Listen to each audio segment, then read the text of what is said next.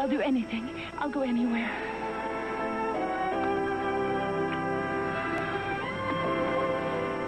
Goodbye, funny face.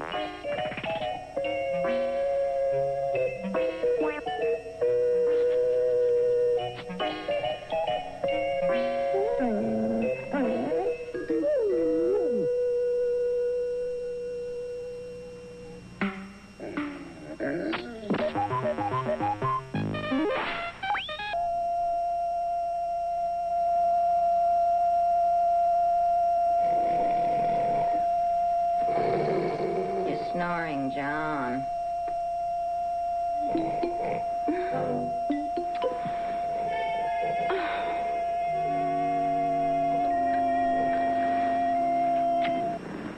What happened? What was that noise? You left the television on, and you were snoring. I never snore. How would you know? I've been told. Never mind. Time to get up. No. Come on, John. Up, up, up, up. Whatever happened to waking someone with soft music or a few tender words?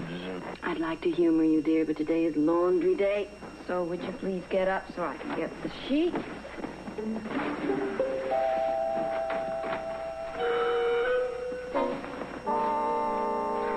Something is missing. You probably misplaced it.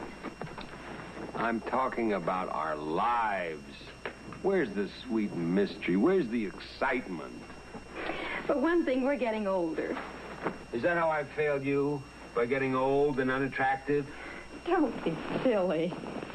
You got up on the wrong side of the bed this morning. Am I to assume that if I climbed back into bed and got out on the other side, life would stop passing me by? Yes, indeed. I hate her when she's like this. Ellen, we're not in the mainstream anymore. We're like yeast that has stopped fermenting. If we have, I'm glad. It sounds very tiring and messy. Dear, let me have your pajamas. They're ready for the laundry. Whatever else I may have lost, I still have my dignity. You'll wait until I get out of them in my own time. All right, John, but please hurry. You don't want to miss your train.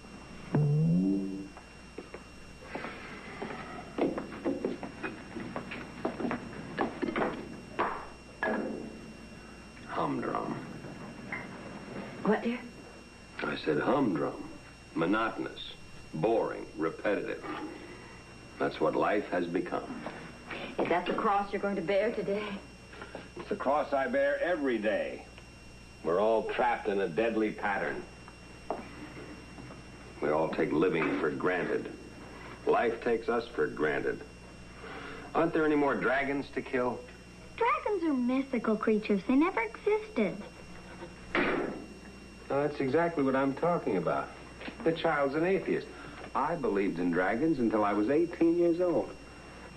Lydia Novotny? Lydia Novotny? A whole page? And a page of Lydia Rappaport? Well, what's wrong with Lydia Monroe? Well, those are just two boys in my class, and I just wanted to see what my name would look like if I married one of them. That's what I like. Kid with depth. Creamed chip beef again? We haven't had cream chip beef for 10 days. What are you, Mrs. Novotny Rappaport? A bookkeeper? Lydia's right. I thought it would be a nice change from eggs. And you were complaining about monotony. Eggs for breakfast are traditional. I'm not turning my back on tradition. I gotta go, Mama. I just have time to make the bell. All right, darling. Have a good day. This Rappaport fellow, what does he do for a living? He has a newspaper route. Oh, a professional man.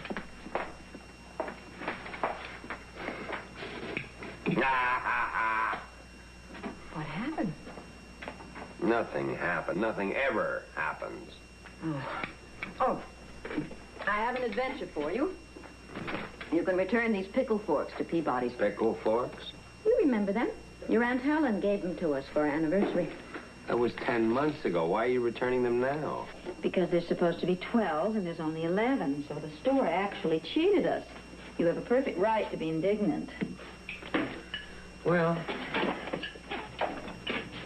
I'll try, but I'm not promising anything.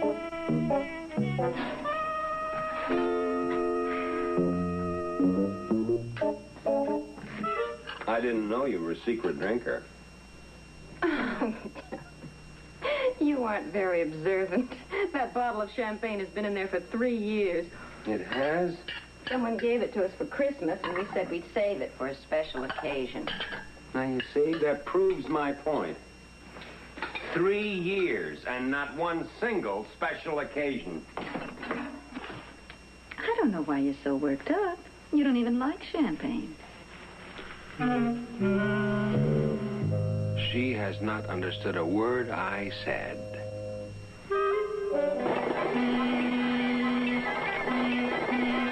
Have you seen my lawn lately? I have got the most sensational lawn in town, John. It's thick, it's rich, it's green, it's like a painting. Well, isn't that nice? And everybody, but everybody, is trying to find out how I did it. But you're not going to tell them, right? Right.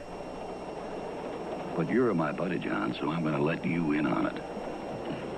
It's a special seed. You get it in the nursery at Grand Central. Just ask for Harper's Universal Tundra Fiber Grass Seed, number 3. Be sure it's number 3. Now, the beauty of this, John, is that you just sprinkle the seed on your present lawn. You don't use one drop of fertilizer. And the new grass feeds on the old grass. Maybe, John,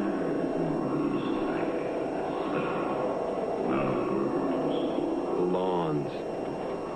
Boy, oh boy.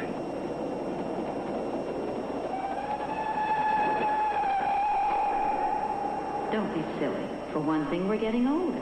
Don't Where's the sweet mystery? Where's the excitement? Aren't there any more dragons to kill, to kill, to kill, to kill? In April, Tangiers in July. there will always be a CIA. And always you and I. I'm afraid we don't have time for that now. I'm sorry. As usual, you're right. Here.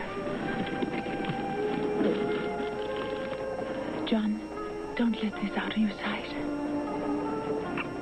11 lives are at stake if it should fall into the dragon's hands.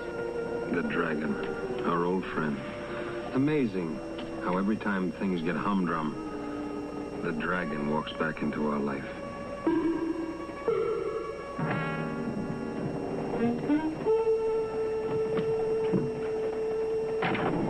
I knew he came in here. I told you. Well, monsieur, He was dead when I came in. you have a lot to explain. The man has been shot, and most probably with your gun. He's dead, all right, but not from a bullet. You see that puncture? Poison injected directly into his mainstream But who? and carved into his receding forehead the mark of a dragon. Dragons do not exist, monsieur. They are mythical beasts. Another atheist. What are we all coming to? We're coming to Grand Central, Mr. Monroe. Oh, thank you. Grand Central. Grand Central Station. Don't forget your package. Thanks very much. Grand Central. Good morning, John. Morning. So what's the matter with you? You look a little liverish. Anything wrong? It's the way we're living. Look, we all have to make adjustments in the way we live. See this suit? It's 10 years old. I wasn't going to ask you for a raise. Oh. This for the next issue?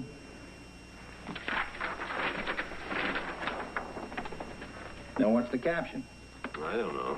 What do you mean you don't know? When you do a cartoon, you always get the idea for the joke first. Not me. Sometimes I do the drawing first. Well, that's ridiculous. It's like building a boat in a basement. You'll never think of a joke for that cartoon. No? Suppose one of the knights says, King Arthur says it's the two-headed hydra of Crete. My analyst says it's maternal rejection.